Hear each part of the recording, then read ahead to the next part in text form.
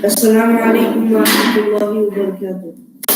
Welcome to Gems of Quran class. Hope you're settled comfortably and ready to collect the gems from Surah Baqarah, Ruku number 15. May Allah subhanahu wa ta'ala reward you tremendously for the efforts to learn the words of Allah subhanahu wa ta'ala in His glorious Quran and strengthen your connection with your Rabb.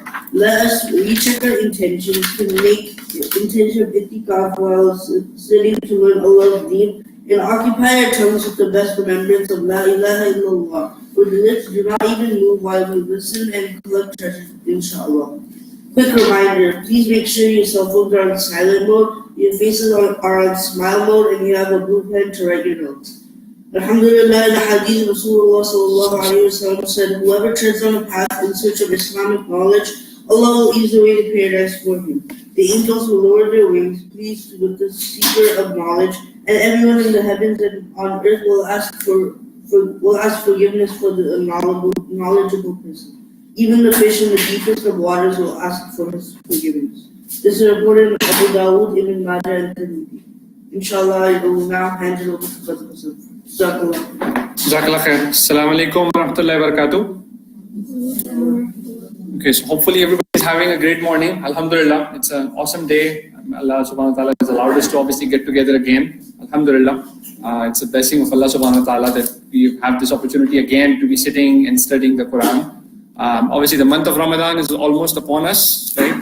And that is a month coming up where we need to be increasing in good deeds, and whatever good deeds we do now, we need to double the effort or triple the effort of doing whatever we do, including the reading of the Quran, right? So those of you who know the Quran by heart, those of you who know the Quran by heart, right? We need to be reciting it more, right?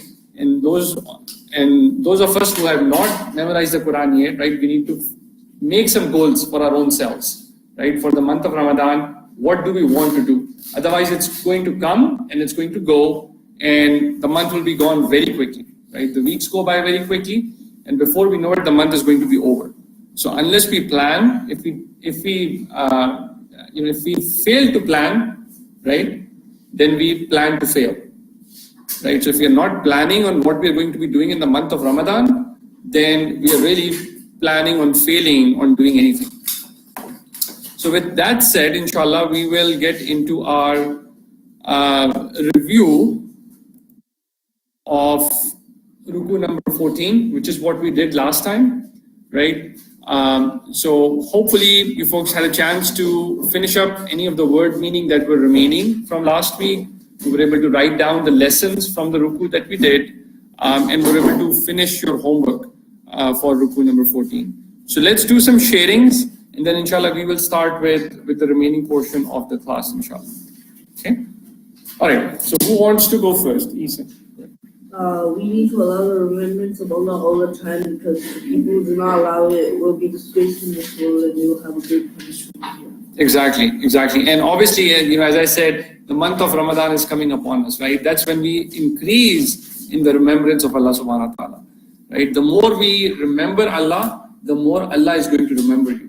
It is just like that, is that if you call up, even in this world, if you don't call up a friend, right? Somebody that you think you are friends with, if you don't call upon them or talk to them, they will stop talking to you also, right? And similarly the case with Allah subhanahu wa ta'ala. If we stop talking to Allah subhanahu wa ta'ala, He will stop talking to us as well, right? But the moment we go back and repent, right? Allah subhanahu wa ta'ala is always ready to forgive. So that is the connection we need to establish for all of ourselves, right? Inshallah. Okay, who else? Bilal.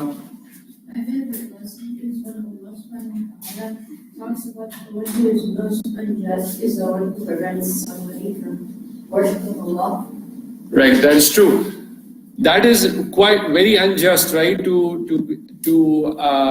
parallel anything equal to Allah subhanahu wa ta'ala, right? Then we need to be very, very careful in terms of how we look at things and who we give priority over who, right?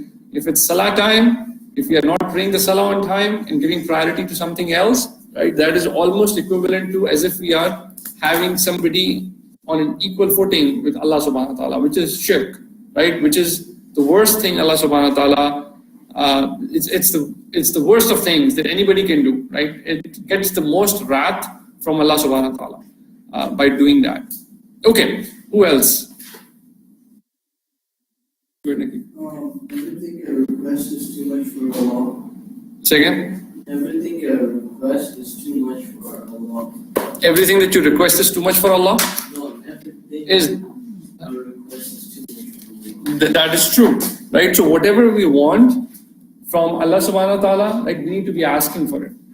What happens is that typically we ask Allah subhanahu wa ta'ala based on what we think He can do, right? But Allah can do any and everything. So ask for whatever you want to ask, right? Whether it's a game, whether it's something new, a gadget, or whatever you want, right? Your request needs to go to Allah subhanahu wa ta'ala. He's the one who's going to fulfill that request for you. Okay, who else? Musa.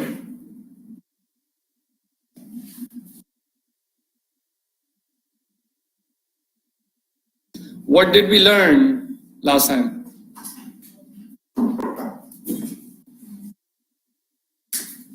Any one lesson that you think you can call out that we did last time?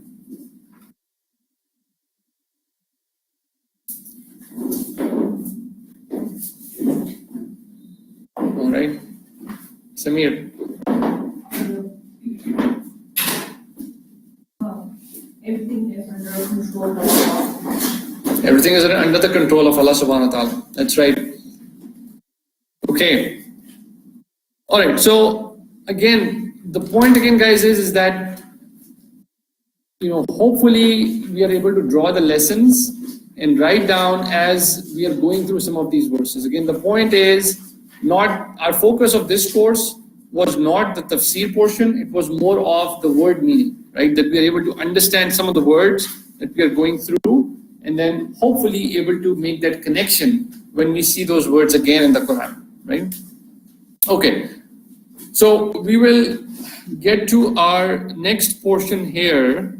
So we're done with our sharing portion. Let's talk a little bit about what's going to happen next week.